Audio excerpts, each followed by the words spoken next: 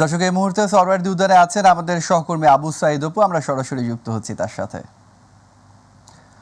অপু, সিরাত মাহফিল উপলক্ষে কেমন পরিস্থিতি দেখছেন ঐতিহাসিক সরওয়ার্দী উদ্যানে?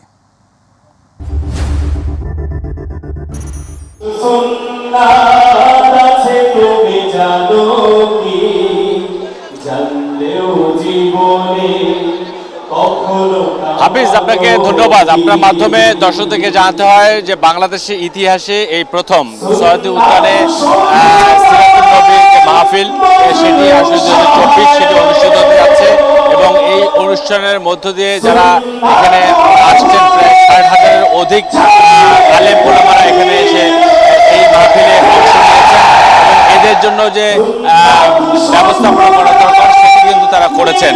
আমরা যদি একটু আসলে দেখাতে চাই সেটি হচ্ছে যে এই যে মাহফিলটি অনুষ্ঠিত হচ্ছে সেই মাহফিল কিন্তু ইতিমধ্যে বিভিন্ন প্রান্ত থেকে বাংলাদেশের বিভিন্ন জেলা থেকে তারা কিন্তু আসলে এখানে আসছেন।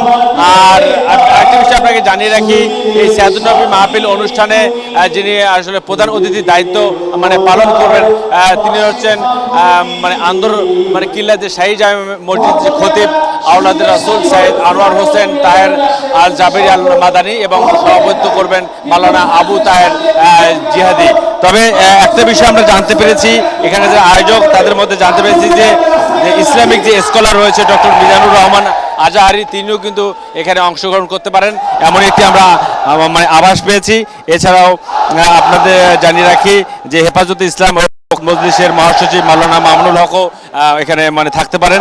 তবে এই আসলে অনুষ্ঠানটি এই মাহফিলটি যেন সুন্দরভাবে সম্পূর্ণ করতে পারে সেই লক্ষ্যে কিন্তু আসলে নেতাকর্মীরা এখানে তাদের সাধ্যমতো চেষ্টা করছেন এবং আসলে দলে দলে লোক আসছেন এই মাহফিলে অংশগ্রহণ করার জন্য। সবার উদ্দেশ্য একটাই, এই মাহফিল থেকে আসলে যারা উপস্থিত হবেন, যারা ইসলামিক স্কলার যারা আছেন, যারা আইকন যারা রয়েছেন, তারা আসলে কী ধরনের বক্তব্য দেবেন এবং তারা কী ধরনের দিক নির্দেশনা দেবেন এবং যেহেতু বর্তমান যে প্রেক্ষাপট সেই প্রেক্ষাপটের আলোকে তারা কিছু কথাও বলবেন। এছাড়াও যে হাদিসি যে আলোচনা রয়েছেন এবং রাসূল সাল্লাল্লাহু আলাইহি সাল্লামের যে জীবন দর্শনের যে সর্বোত্তম যে জীবন দর্শন সেটিও তারা উত্থাপন করে এই যারা আসছেন তাদের মধ্যে বয়ান করবেন।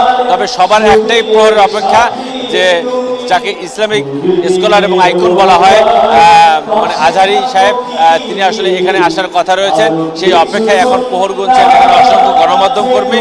আমরা আসলে অপেক্ষা করছি এবং এই অপেক্ষার পরে একটি বিষয় আপনাকে জানিয়ে রাখি যে এই পরিবেশটুকু সুশৃঙ্খলভাবে সুন্দরভাবে সম্পন্ন করার জন্য কিন্তু আইনশৃঙ্খলা বাহিনী থেকে শুরু করে অন্যান্য নিরাপত্তার বেষ্টনীদের দায়িত্বে রয়েছেন এবং এদের যে নিজস্ব যে স্বেচ্ছাসেবী সংগঠন রয়েছেন তারাও কিন্তু আসলে দায়িত্ব পালন করছেন। তো এখন আসলে যেহেতু সমাবেশ 3টায় শুরু হবে এবং 3টার সময় শুরু হওয়ার পরে আমরা আসলে বোঝাতে দেখাতে পারবো বা দর্শকদের উদ্দেশ্যে আমরা পরবর্তী সংবাদে যুক্ত হয়ে জানাতে পারবো যে সিরাতুন নবী যে মাহফিল অনুষ্ঠিত হচ্ছে সেই